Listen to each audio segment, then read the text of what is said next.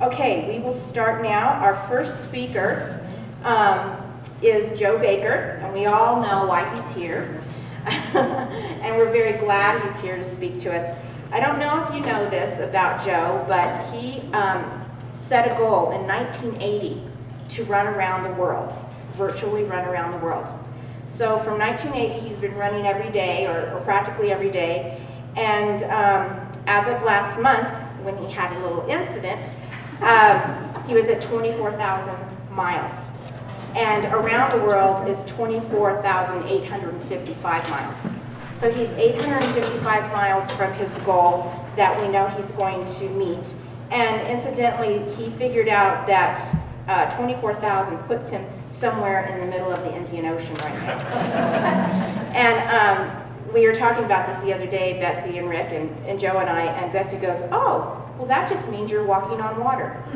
So I think that's a pretty good message, considering that we are lucky enough to still have him with us. And so he's going to talk to us today about the importance, obviously, and the life and death difference we can make by being educated on how to use defibrillators. So we're going to start with Joe, and after Joe, Rick is going to speak to us about the location of the defibrillators around campus, and then Betsy and Rick together are going to train us on how to use the defibrillator.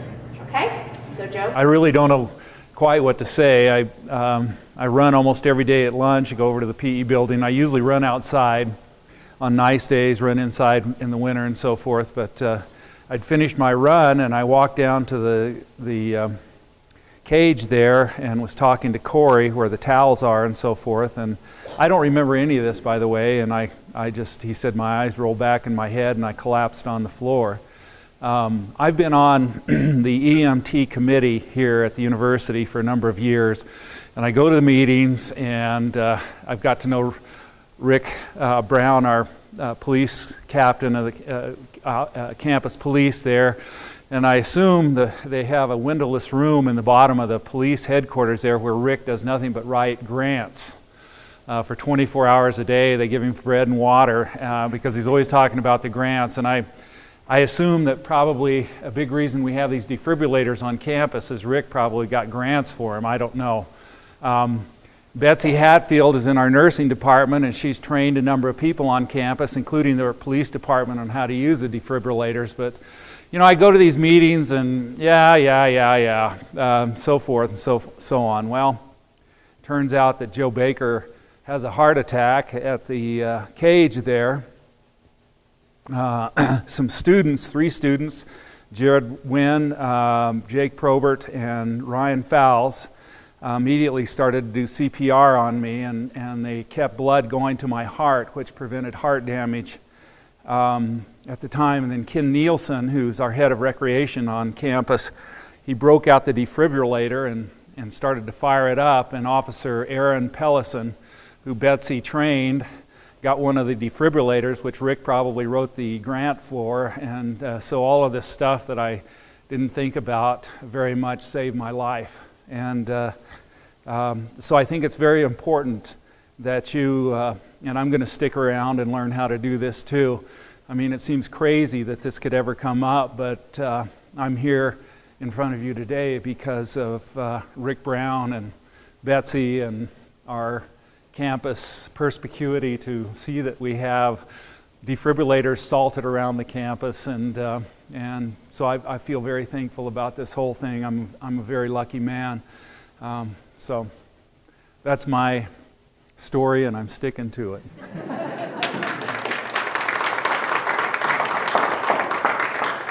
All righty. That is the 2 slides. Is that what I have? I have it on a PowerPoint for you. Do you want me just to go ahead and advance it for you, or do you want the other pictures first? It's easy enough to do. I can't remember what I sent you. So. You sent me 2 maps and then 5 or 6 pictures of defibrillators. Okay. All right. We'll go through this one first. So basically, like Joe said, we've been working hard to get these AEDs across campus. And right now we currently have 13 scattered across the campus, and I've got a grant I'm working on that I just submitted a couple weeks ago for 3 more to cover our main area. And so we've been pretty successful so far. This next, go ahead and go to the next map for me. This one here, the part of the emergency program across the state is to have an AED in all the public buildings and facilities at a rate of 420 feet from one. So they figure if you run from wherever you are to that AED, within this time it takes you to get from point A to point B to grab that and get back, you should have it within 420 feet in order to be beneficial to that individual who needs that assistance. Automatic defibrillator, external defibrillator. We use it by AEDs as short. So, and we're going to show you, when Betsy starts, we'll go through and show you a couple different models so you actually see what they are, and you'll get great hands-on experience here, so there shouldn't be any doubt by the time you leave here today on how to use it and stuff like that. But basically, these are the buildings we're at, so they're listed right here. I'll go through, I have a few pictures of the buildings, and I'll show you kind of what to look for. Most of you, who here have seen one in like one of your buildings you work with? So at least half of you are kind of familiar with where they are. We also keep one of these places in our office, and so whenever we go on a medical call, that's the first thing I grab anymore. I just grab that thing and run. So far, we've had these on campus now for probably 3 to 4 years, and we've had 2 saves. One you just heard from, and the other one was a student. So we have clearly, I know what probably Joe's wife and his family probably thinks his life is worth, but I guarantee we've gotten our money's worth out of those. We probably have had more saves across the state on one campus than anybody else has. It's just totally ironic. I mean, they're like, really, what are you guys doing down there? Like, I don't know. I mean, look at Joe. I mean, he's a physical fitness guru. I mean, it's just what's meant to be, it happens. So we want to be prepared for that to happen. So you can see we actually have a pretty good coverage right now. These 3 green areas are the ones that are got on the grant proposal. I actually have to write in the grant the actual location where they're going to physically be at. So really my next hole is basically right down here in the facility shops. And so I will be the next one that I get down there. And then once I get that square footage covered, and then we'll work on the buildings that have multiple floors to actually have one on every floor to even cut down that time response even better. So that's kind of the vision right there where we're at. So next one, please. So this is the auditorium. This is on the first floor. If you're coming in by the fountain on the north entrance right there, so it'll be the northwest entrance into the auditorium. It's right there. It's just, most of them look like this cabinet. We're required to have a cabinet right there you can get into. It's very accessible. Most of them will have a sign, which we'll show you here on the next one. Go to the next one, please. This one here is in the facilities shop down on the west campus. The sign's actually in a different location because of the triangle hallway. But next one. Are they easy to get into? Yes, very easy. Just pull that little lever right here. It just pops open. You have that thing open within a second. And most of these, they all have the newer cabinets, they all have this little light on here, have an alarm. And really the only purpose of that alarm is when you lift that AED off the hook inside, it sets off that little alarm. It's just nothing very loud, but it's loud enough so the people who in the immediate area gets their attention, and so that way you're getting assistance. Because obviously when you're having an emergency like that, you want as many people as you can to help you. That's one of the things, I'm sure Betsy will talk about that. First thing we always do is, well, for us it's not the case, but for other people, you always designate someone. You call 911, you get this, you do that, and you give that very clear, distinct directions. So this alarm kind of helps get those resources to you or notify, hey, there's a problem in my area. It doesn't go to our office, it doesn't call 911, it's strictly a local alarm off that box, okay? So that's in the, go back for a second, please. This is in the Harris Center, down in the weight training room on that east wing. So for those of you who go down there during the lunch hour and do the workout, it's actually in there because obviously a weight room is a high target area for some medical problems. Okay, next one. Anybody guess where that's at? Oh, the advertisement? It's in the Randall Jones Theater. It's right there by the main ticket office on the first floor lobby. So that's where the guest always sits right there. The guest service person sits right there at the counter, helps you for your will call tickets. It's right there. Next one. That is, I already forgot where that one's at. That's in the science building. There we go. That's on the main floor, right there in the big lobby area. Next one. Hold on for a second. Go back. Maybe. That's that triangle sign. So those are posted up high. So if it's a crowd, everybody's evacuating or something's going on, you can actually look up and see that sign instead of looking. That cabinet's more lower, accessible for everybody, but that sign's up higher. That way you can catch it visually. All right, next one. This one is the one that's actually downstairs in the custodial office. This is the one I brought up here. It's actually right here in this box. So again, got the alarm, really easy to grab. Where is that? And the custodial office immediately below us. Oh. So that covers the student center. Used to be Marcia's office. I can't even, if Patrick's in there now or who's in there, but that's where it's located. That's it. Okay. Seeing like the map now. So basically my purpose is to help make sure everybody feels comfortable within their buildings. Is there any building that I didn't cover that you want me to clarify exactly where it's at? Is the admin building that one? Not yet. That's where the geriatric is. That's where it would most likely occur. I'll clarify the green ones, the business building, the Hayes Hunter Conference Center, and the ELC are the next three that are proposed. But as you can see, the business building gets picked up by three of those. So I do have that coverage, just not immediate. But again, I won't quit buying these as long as I'm here and as long as we have a building that doesn't have one. So as long as they don't fire me, I'll be all right. Point the Centrum out to us. Centrum, right here. So for the Centrum, it would be the training room where the basketball players go downstairs in the tunnel. That's where it's located down there. Again, because of the athletes and the constant things that they do, it's a higher probability. I think everybody heard over, I think it was Utah State maybe, or University of Utah that had an athlete that went down, and that's what they used and saved his life. So we keep that one there. Eventually, yeah, I do want to have one up in the concourse area, closer to your office and that facility, but right now, it's strictly down in the training room. Any other buildings that you want me to address? Okay. Well, please, when you're moving around campus, look for those. If you ever have any questions, let me know, and we'll continue to work on those. We check those every quarter to make sure that they're operational. Part of our sales that we do with the program is the guy keeps track on a spreadsheet and always updates them too. And so we always make sure those batteries are ready to go, and we have them and extra pads. And so it's a pretty good system right now. Yes? I seem to recall when the machine was installed in the science building, it said something about having a red key or something. Because there was a key inside the box and... There is a key inside the box that you can use to disable the alarm. Most of those I have pulled out because I don't want anybody disabling that alarm. I didn't know... But there is no key. We had to get in Yeah. the box, there's not. No, there is no key to enter these. And obviously one of the concerns we have with this, with their economy right now, these are $1,600. So people get on camp, know that we have that many around, you can make some quick money. And so I get a little nervous about that. So whenever I'm walking around, I always look over to make sure it's there because we want them there to be when they help us, not for somebody else to pay for their drug habits. Yes, ma'am. Apply to the grants for, like if we want to get one in our community or something. Grants vary. So like the ones I go through pertain to universities. And so for a community grant, you'd have to go through a different resource. And so I couldn't give you a direction in that way. So I know the high schools are working on getting some of those. And the police departments, there's a grant that police departments can just get to. I've always applied through emergency management as a university. She's talking about churches. Or churches, yeah, it would be. That'd be a tough one. But certainly I'd get a hold of the state medical people and ask them, say, hey, we're a private organization or civic organization. We'd like to apply. So they have funds, but a lot of these are federal grants that trickle down to state level, and they filter them out, and then we have to apply for them. So next month I should hear back if I get those 3 proposed ones. So if not, let's work on the next grant. Keep going. Yes, ma'am.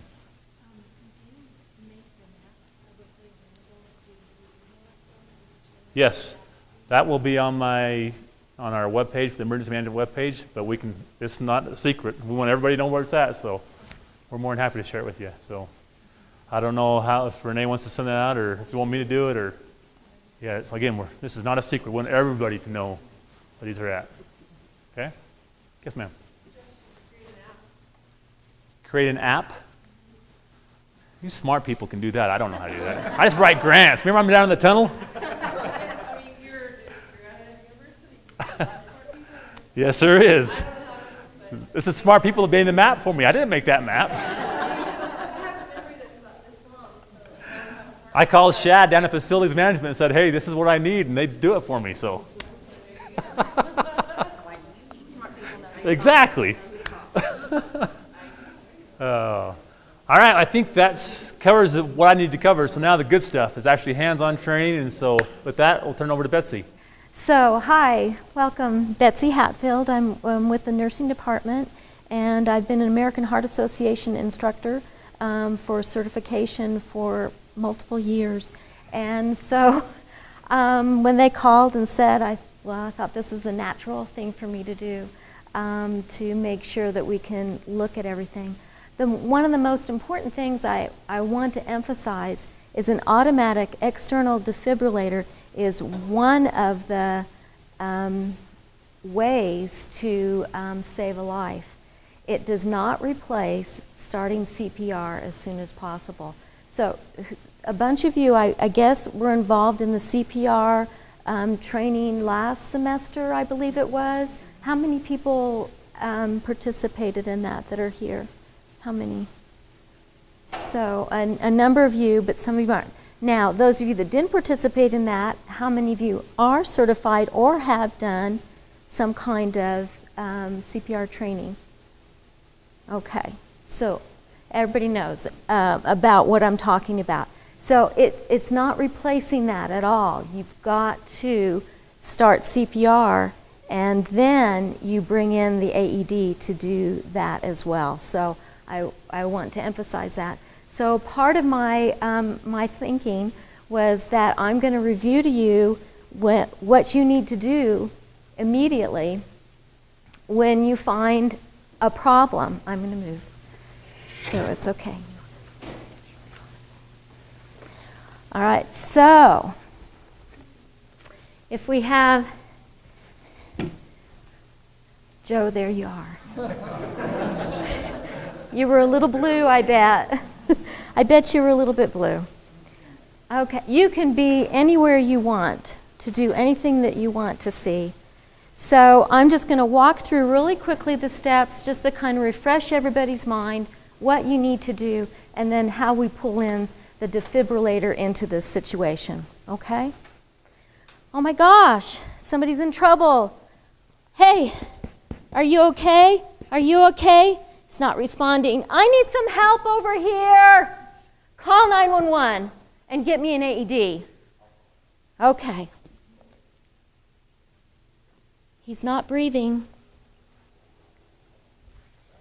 Okay, I'm just going to start compressions. 1, 2, 3, 4, 5, 6, 9, 10, 11, 12, 13, 14, 15, 16, 17, 18, 19, 20. Staying alive. Staying alive,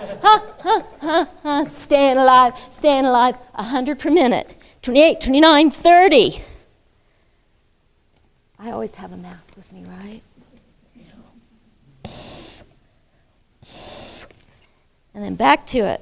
1, 2, 3, 4, staying alive, staying alive, staying alive, staying alive. Joe, great. Okay. You want to continue that 30 to 2, 30 compressions to 2 breaths. Now, I don't know how you practiced when you did, if you did mouth to mouth, but I invite you to get a mask if you're going to learn this and to be even less hesitant to respond in any situation. Okay, so 30 to 2, you're pressing right in the middle of the chest. Just right in the middle of the chest with the palm of your hands and just right there in the middle. Right between the nipples. Okay? And you're going to do that 30 compressions to 2 breaths. And they want you to push hard, push fast is what they want you to do. And so if you're real interested in being on top of CPR, there are tons of locations on the internet that you can get video and watch all those techniques that you can do, okay? Sorry. And so CPR. So you heard I called for the AED. As soon as the AED shows up, you're going to interrupt. And I'm going to come over there. You're going to interrupt your CPR and attach the AED. Okay? I can tell you the times we've actually done this, we put the pads on while CPR is still going. So we don't Exactly. even stop CPR, because again, we are trying to stay that individual. So the other, one person's doing that, and the other person's putting the pads on, so. As many, you know, when you get lots of help, that's why you call out for help. You get the help that's there. As soon as you open the kit, or whatever device you have, the best thing to do is to just turn it on. The reason it's automated is because it's going to tell you what to do. So it's going to have you attach the pads, connect electrodes. Those are all the words that it says. Then the pads that you pull out show you where you need to put them. And they're going to go on the right shoulder and right here on the left in the axilla area. Oh gosh, I'm sorry. I'm doing my words. So right here on the side, on your ribs, basically, and bare on the skin, directly on the skin. So you have to remove clothes to do that, to place them. Connect electrode. Okay? So once you do that, now this is a trainer. There's no remote control that you need. Push analyze. It's going to tell you what to do next. Stand clear. I'm clear. Analyzing now. Standing clear. It's analyzing. Shock advised. Okay, everybody's clear. I'm clear. We're all clear. It's about to shock. Stand clear. Push to shock. I'm getting ready to shock. Everybody stay clear. Okay, and then it's going to shock. And when it does the shock, you're not touching anything so that it can do its job. And after the shock, it's going to say, continue CPR. Okay? So unless Joe wakes up and pushes you off and say, that's enough. I'm done, and that. No. Then you just go right back to it. So my video shows you all this again, so you can see it, and it's like 3 minutes. So I've got a little video to show for 3 minutes, and then we can practice doing this. All of your different equipment, it varies. The units we have, as soon as you open it, right, it, okay, you have to press this button. You have to unzip though, don't you? You have to unzip. I've never done this one. So here's how it, as soon as you open it, Place electrodes on patient's bare chest. it turns it on. Okay? Now, this one's really activated. We're not going to use this. We're not going to practice with this. This is ready to go. My trainers aren't going to shock anybody in here. So you can see everything's all attached. You just have to tear this out and put it on the chest. Okay, but we're not going to use it because we want it ready for if somebody needs it. On patient's bare chest. Okay. You don't have to worry, because if you put that on me right now, I mean, I could put that on me right now, and it would not shock me, because it doesn't the analysis. I don't need it. It would just tell you exactly what to do. So don't ever be afraid of erring on that side. Just follow what the prompts it gives you. Yes, that's the hugest thing. Get it turned on and then follow the prompts. That's what's huge, just about it. Both If times you- we've used that, it's only shocked each individual once. Then it does its continued CPR. If it needed to, it would adjust the requirement and it would shock again. It would continue doing, again, based on this analysis. So again, those little critters are pretty smart, so they'll let it do its thing. What is it analyzing? The heart rhythm, what it needs. The electricity of the heart to see if there's a rhythm that's working right to pump the heart. Betsy, is there ever a time where you're going to need to shock them again? Yes, that's what I was going to next say. No, that's okay. That's great. What a good transition. We prompted each other earlier. Okay, so what's going to happen is that you're going to continue CPR after you did a shock, and you're going to do that 30 to 2, staying alive, staying alive. And it's going to count down inside your unit, inside the machine for about 2 minutes. At the end of that 2 minutes, it's about 5 times of you doing 30 to 2. It's going to say, analyzing now, stand clear. So you're just going to back off again, and let it analyze it, because it can read a lot easier if you're not doing anything. So you don't want to be doing anything when it says stand clear. It wants to get a nice clear vision of what it's analyzing. So analyzing now, stand clear. And then it's going to either say shock advised or no shock advised. And then it's going to say continue CPR again. And you're just going to keep going through that cycle, but your EMS is going to show up, or anybody more advanced training, you let them take over, or you keep going until you are so exhausted you can't do any more. But look at where we are on this campus with these wonderful AEDs that Rick is getting for us. And so we're going to have lots of help to relieve us if we're worn out or nervous or scared with how to use it, and just go for it. So the hugest thing about automatic external defibrillator is open it to get it turned on, and then follow the directions that it tells you.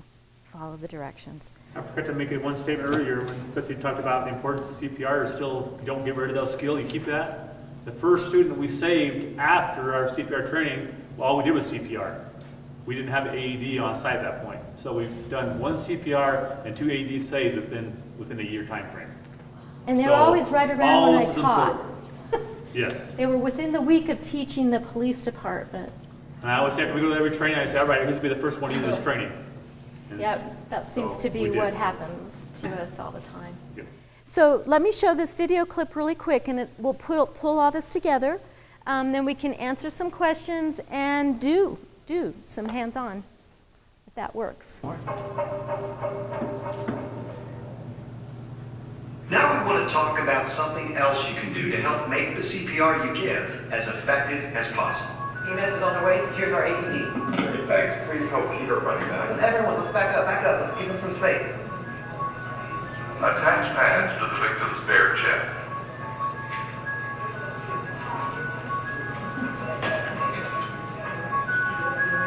Plug in pads connector. Analyzing heart rhythm. Do not touch the victim. Shock needed. Charging. Stay clear of victim.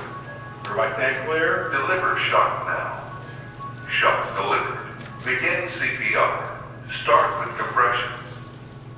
Sometimes a person's heart doesn't work right, and the person needs CPR. An automated external defibrillator, or AED, is a machine with a computer in it that can shock the heart to make it work properly.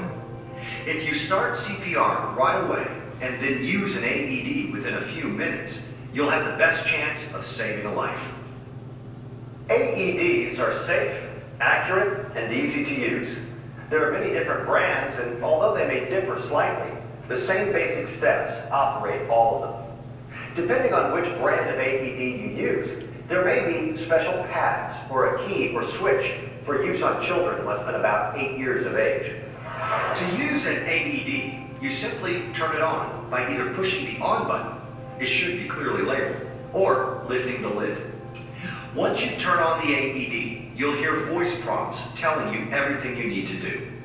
Follow the instructions on the AED pads to decide whether to use adult pads or to use child pads or a key or switch.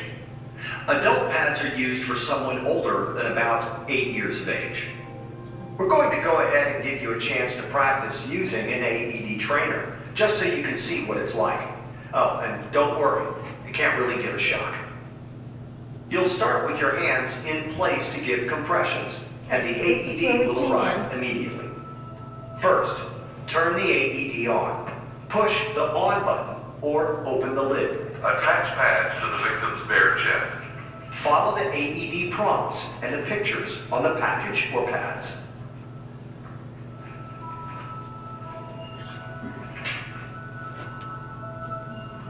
Plug in pads connector. Analyzing heart rhythm. Do not touch the victim. Shock needed. Charging. Stay clear of victim. Clear. Deliver shock now. Shock delivered. Begin CPR. Start with compressions. The video will pause now, so your instructor can explain how to All right. So just to reiterate, 1 second, remember that all the units on campus, as soon as you open it, it turns it on. The leads, so the wires are all attached, so you don't have to plug anything in. All you need to do is follow the prompts, and the first thing it's going to say is attach the pads. So you're going to take them out of their container, take the stickies off the back, and attach the pads. And then you're going to continue to follow any directions that it tells you. Okay? All right. No question. You had a question? We had that previous CPR training. It just talked about chest compressions. It never said about the breath. What you're suggesting. Okay. So if you are not trained in breathing, then that is perfectly acceptable to do what's called hands-only CPR, which means get those compressions going. And they're having excellent, excellent results and survival rates with what we call hands-only CPR, which means you're doing those push hard, push fast compressions. And so that beginning part where you just are checking to see, do they need your assistance, by checking to see if they're unresponsive, and then getting more help there, and then recognizing they're not breathing and nothing's happening, and you start those compressions, that is huge. That's huge, and so that's just great.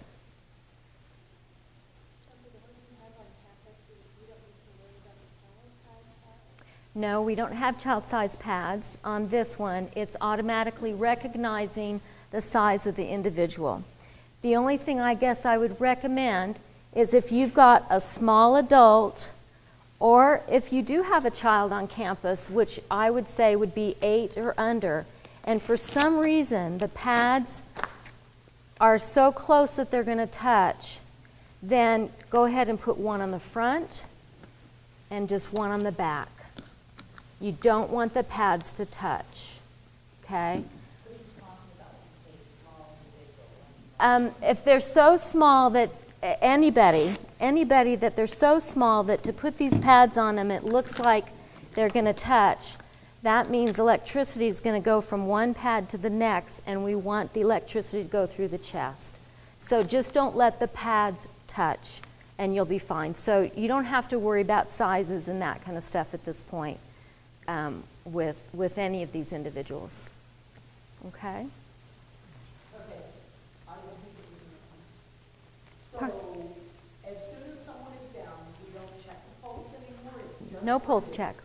And we strip them down and start CPR? Yes, ma'am, you do. Okay, so a woman with multiple layers and everything, just rip it all off, right? I would just, yep, on me, you can pull me down and you could be right here on me. You could probably just move my shirt out of the way, sorry. You're going to edit. You told me you were going to edit. There are scissors right here in the pack for you. Yeah. In the top of this pack is some extra equipment. One of them is a nice big pair of scissors that you can cut right on up and to expose the person. It has what are they calling it? A towel. A towel, if they're wet or really damp, then it's great to dry them off because then your pads will stick better, and also the electricity again will go through the chest instead of going across the water, which is the least amount of resistance and stuff. So the pads will work better if they're a dry chest. Recommendations anymore, they just don't talk about some of these other details so much anymore. But if they're in snow, don't worry about it. Snow's not enough moisture to worry about you getting shocked or being a problem. But if I was in a big puddle of water with this person, you need to get them to a dry zone so that you aren't injured when the shock goes through them. If the pads aren't sticking because they are so hairy, are there backup pads? There's a razor in there. Are there backup pads? Most of them have an extra set. Okay, because one of the things you can do is rip the pad off, which rips the hair off, but then you have to attach that extra set of pads. So if you're noticing that they're so hairy, then maybe you might want to grab the razor that's in here and just do a little bit of a quick dry razor. But you know, everything's been on men, and it hasn't been as a big issue. So yeah, dry razor. Okay. Are the pounds at time intervals, or do they gang up if they're slow or something? No, they will. When you have is it timed or? It will not say analyzing or shocking if. Oh, sorry. This fell off of this. It will not say analyzing or shocking until it senses that the pads are adequately attached. So that's why it's so automated. It won't tell you the next thing to do until. So if it isn't going on, check your connections. Yes, you can press down on it and that. But if it says shocking now, just get back, stay clear.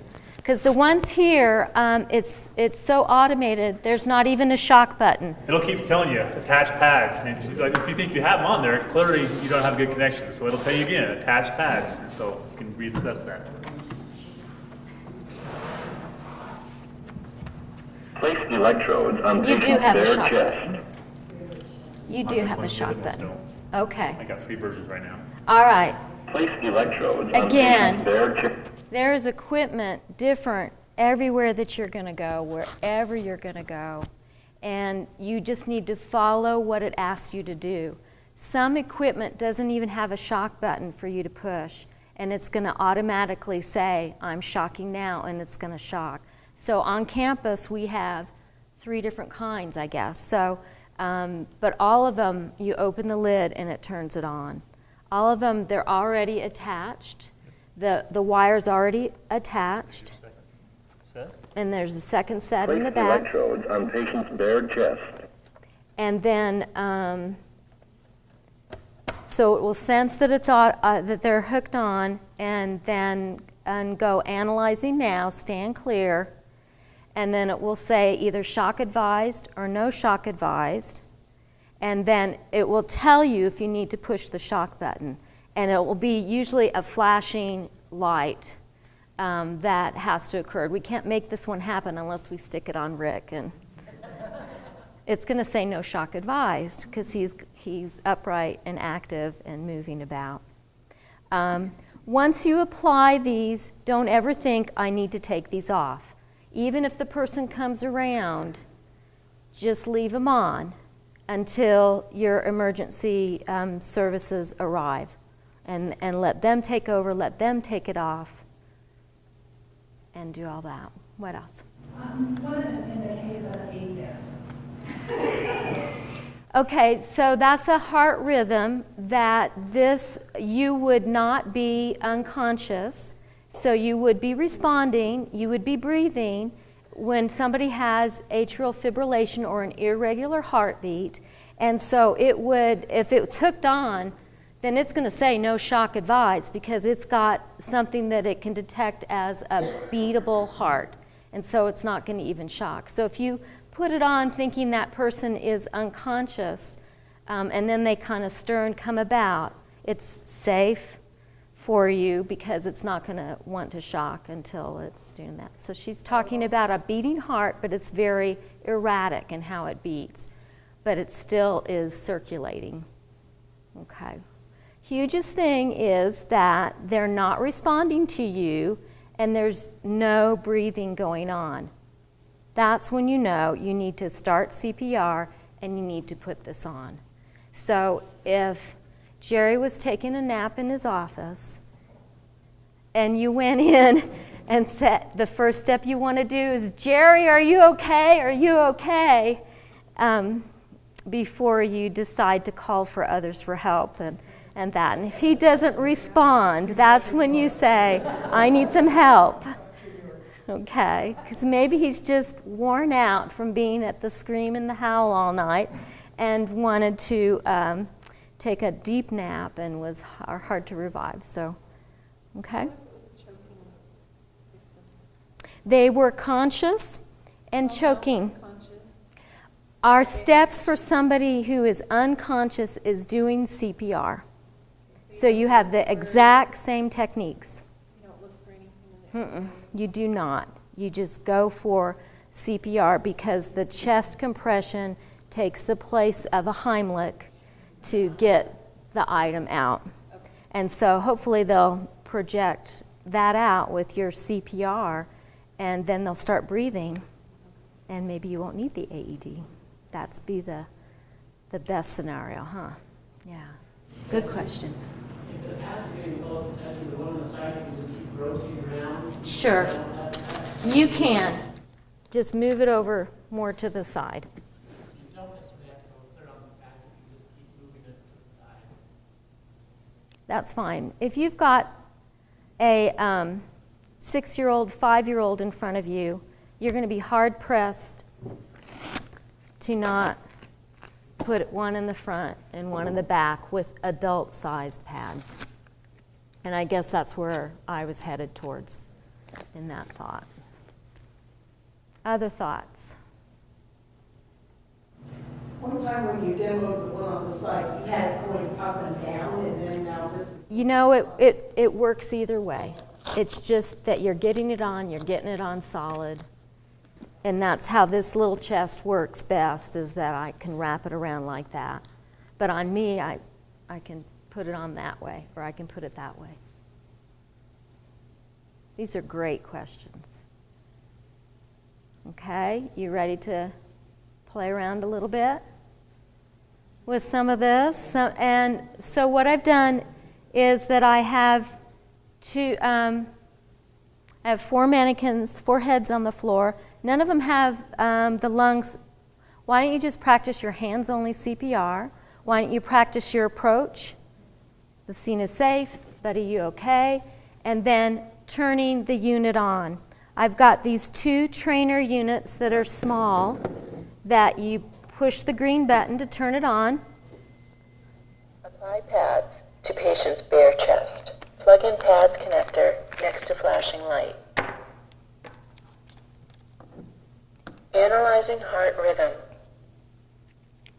Do not touch the patient. But they're on. Shock advised. Charging.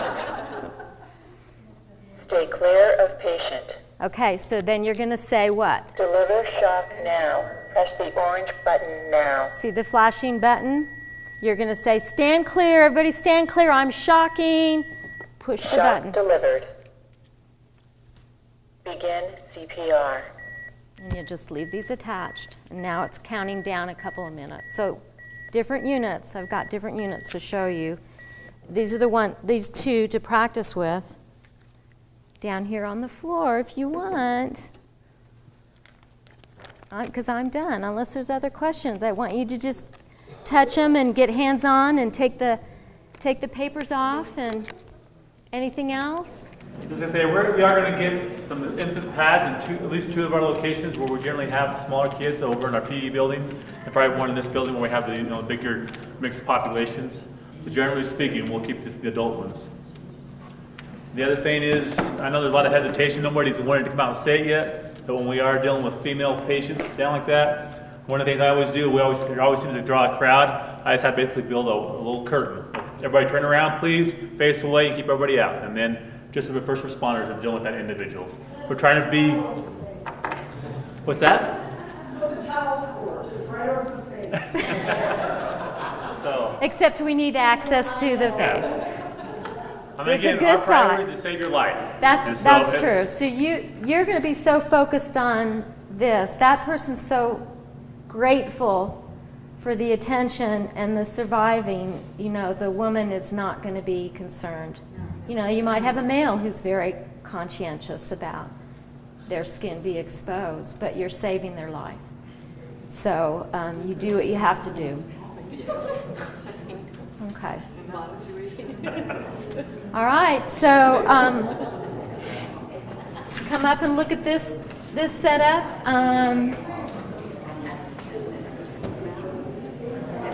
They can lift the lid, but you won't let them. If I don't show up to class, you can find us. Make sure. Ready? I wonder if it's going to How long is it gonna go? keep the circulation going. That's what keeps that brain damage from occurring. Ew, sticky. Does it matter? It didn't say it mattered, did it? Yeah, I know that Renee is working on that with Betsy because they've done different programs, and so yeah, I'd go express to her your desire. And Analyzing heart rhythm. Do not touch the patient. This is where you go like this, Barbara. Clear. Everyone clear? Shock advised. Charging. Everybody stay clear. I'm gonna shock. I'm gonna Clear shock. of patient. Clear. Imagine yourself in a Shock pool of now. water. Press shock delivered. Begin CPR. And there's no doubt when it delivers a shock. You see the movies, well, they jump. Yeah, it's hard to watch. All right. She said to full exhaustion or till somebody can spell you. Are we getting both trained now? Just me? You're expecting to have a heart attack? That's how I do it. But if you notice, you're still in the same spot. I'll have a heart attack given up. The key is getting in there and then. Thanks. Good job, Barb. Call it. Go, Barb. So you still have to peel the pad off the back. You still have to find your placement. So it's like that, or, Okay, the first thing you're just making sure that they're, do your quick assessment, see if they're responsive. Are you okay? Okay. If they don't respond, then you're gonna. okay. And that's, you hold like that? What you want to do? Yep. You want your pressure to be on the palm, so you put that palm down. There's the nipple right there. You put that down. You're keeping your fingers up. Oh. That way you straight down on it. So you're actually doing it. It takes a lot. There you go. Yeah. You gotta count too, huh? Yeah. My fingers aren't staying up. That's all right. You just do the best you can. This is work. It is. It wears you out. Yeah, they trade you out. And real people actually are harder than this dummy. Oh, really? That's why you have to get right over top of them and push. So it's not a rocking, it's actually a, oh, I got it. There you go.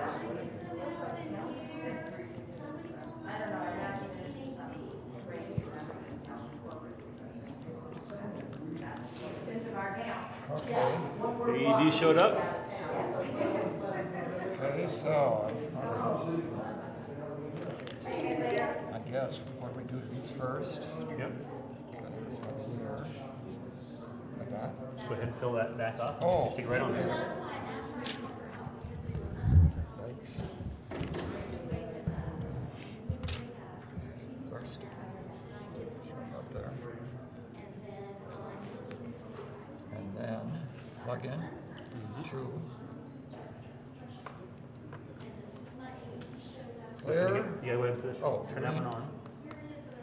So you're gonna talk. There you go. Okay. Analyzing heart rhythm. Oh. Do not touch the Oh, patient. it's automatic. That's like these. That part.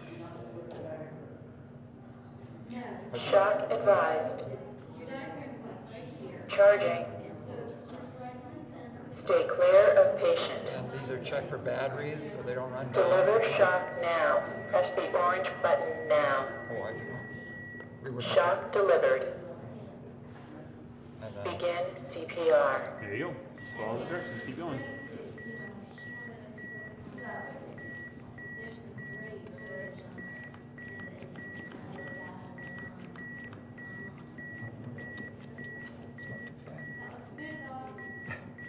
Stay alive, stay Yeah. alive, count it loud. that's when they came out a few years ago with that. And then if you have your mask, your shield, or yeah. the breast, then you do the two breaths. Okay. But the